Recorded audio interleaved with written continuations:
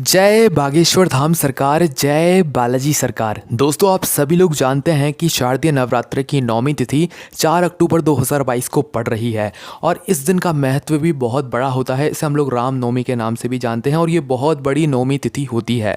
दोस्तों, इस नौमी तिथि को आप एक ऐसा उपाय कर सकते हैं जिस उपाय को करने से अगर आपके जीवन में, आपके घर परिवार में या कोई सदस्य है, कोई व्यक्ति है, उसके जीवन में बहुत सारी दुख समस्याएं चल रही हैं, उसके साथ हमेशा कुछ ना कुछ उल्टा ही होता रहता है, नौकरी नहीं है, पैसों की बहुत ज़्यादा कमी चल रही है, या आपके घर के सदस्य में या आपके ऊपर ऐसी कुछ समस्याएं चल रही हैं, कोर्ट कचहरी का चक्कर चल रहा है, कोई काम बनता ही नहीं है, बिगड़ता ही रहता है, तो भाई आपको ये शारदीय नवरात्र की नौमी तिथि जो कि 4 अक्टूबर 2022 को पड़ रही है, इस नौमी तिथि को एक विशेष उपाय पूरे विश्वास के साथ कर लीजिएगा। आपके जीवन से सारी दुख समस्याएं दूर हो जाएंगी। जिसको समस्या हो रही है वही अपने हाथों से इस उपाय को कीजिएगा। तो करना क्या है, आपको नौमी तिथि के दिन मौली लेना है। मौली आप लोग कहाँ से लेंगे? किसी भी पूजन वाली स्थान पर जाइएगा, पूजन वाली दुकान पर जाइएगा और वहाँ पर बोल दीजिएगा अभी हमें मौली दे दो। लाल कलर का वो धागा आता है, तो आपको उस लाल कलर के धागे को खरीद लाना है, ठीक है, मौली जिसे हम कहते हैं, तो उसे ले आना है। उसे लाने के बाद आपको एक घी का दीपक तैयार करना है, आटे का गोल बाती उसमें रखना है, उसमें घी डाल देना है, ठीक है।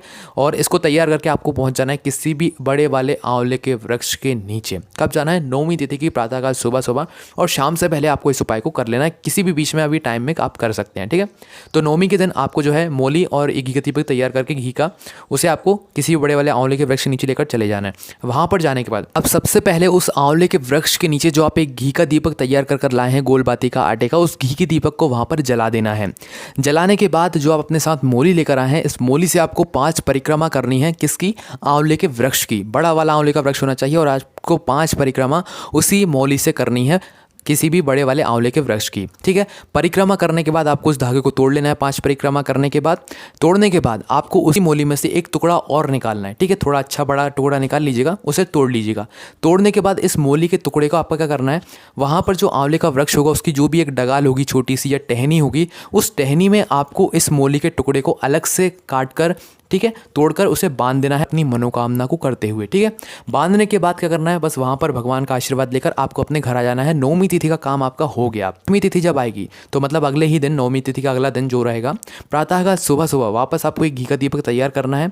घी का दीपक तैयार करने के बाद उसमें गोल बाती घी डाल लेना है और उसी वृक्ष के नीचे पहुँच जाना है जहाँ पर अभी आपने इस उपाय को नौमी तिथि के दिन किया है। नीचे पहुँचने के बाद सबसे पहले आपको ये दीपक जला देना है। दीपक जलाने के बाद आपने जो मतलब बाद में जो एक टुकड़ा तोड़कर उस टहनी में बांधा था, उस डगाल में बांधा था, उस मौली को खोल लीजिए। खोलने के बाद उस मौली को अपने हाथ की कलाई में बांध लीजिए, ठीक है। ये भगवान का आशीर्वाद हो गया आपके ऊपर। जिस भी काम में अब आप जाएंगे, जिस भी काम में अब अपना हाथ डालेंगे, वो आपका काम उसमें सफल ज़रूर होंगे और आपके साथ अब सभी कुछ अच्छा ही अच्छा होगा, क्योंकि ये जो आप मौली अपने हाथों में बांध रहे हैं उस डगाल से निकाल कर, खोल कर, तो ये भगवान का आशीर्वाद आपके ऊपर रहेगा। दोस्तों, ये बहुत ही विशेष उपाय है। नौमी तिथि से शुरू होकर दशमी तिथि को जो है ये इस उपाय को आपको पूरा कर लेना है। तो बहुत ही विशेष उपाय, ज़रूर करके देखिए और आपको निश्चित ही फल देखने को मिलेगा। आपको कोई भी समस्या आती है तो कमेंट करके पूछ सकते हैं। जय बागेश्वर धाम सरकार, जय बालाजी सरकार, जय बागेश्वर महादेव।